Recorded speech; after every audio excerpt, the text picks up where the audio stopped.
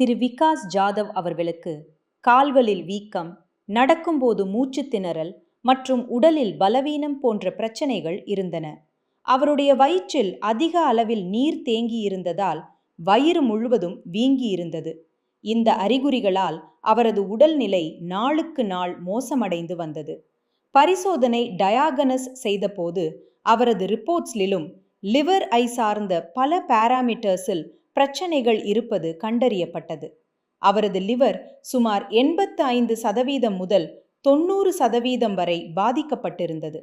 மேலும் liver transplant தவிர வேறு எந்த வழியும் இல்லை என்று ஹெப்படாலஜிஸ்ட் தெரிவித்தார்.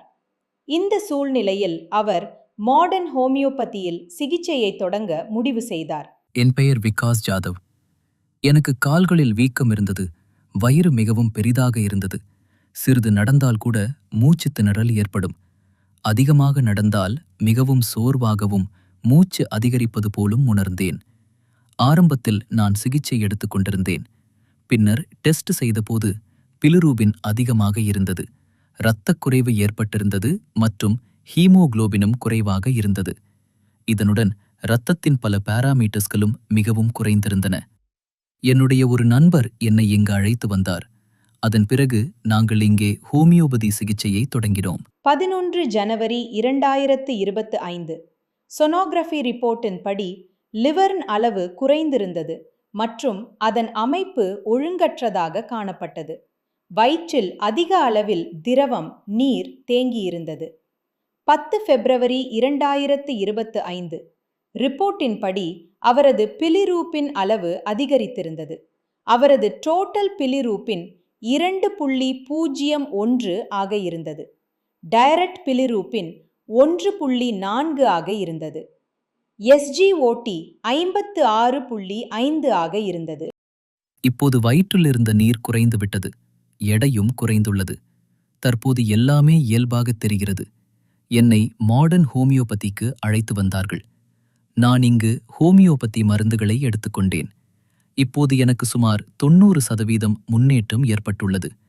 எனது ரிப்போர்ட்ஸ் தற்போது இயல்பான அளவில் வருகின்றன. கைகள் மற்றும் கால்களில் இருந்த வீக்கம் முழுமையாக குறைந்துவிட்டது. இப்போது நான் முழுமையாக ஆரோக்கியமாக இருப்பதாக உணர்கிறேன். மாடர்ன் ஹோமியோபதியில் சிகிச்சையை தொடங்கிய பிறகு அவரது உடல்நிலையில் முன்னேற்றம் காணத் தொடங்கியது. தொடர்ச்சியான சிகிச்சையால் உடலின் வீக்கம் குறைந்தது. வயிற்றில் தேங்கியிருந்த நீர் முழுமையாக குறைந்தது. உடல்நிலை மீண்டும் நிலையானதாக மாறத் தொடங்கியது. தற்போது அவருக்கு லிவர் டிரான்ஸ்பிளான்ட் தேவையில்லை என்று ஹெப்படாலஜிஸ்ட் தெரிவித்துள்ளார்.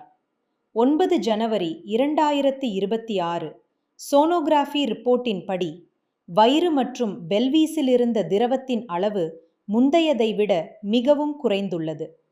10 மார்ச் 2026 ரிப்போர்ட்ஸின் படி அவரது டோட்டல் பிலிரூபின் 0.95 அளவுக்கு குறைந்துள்ளது.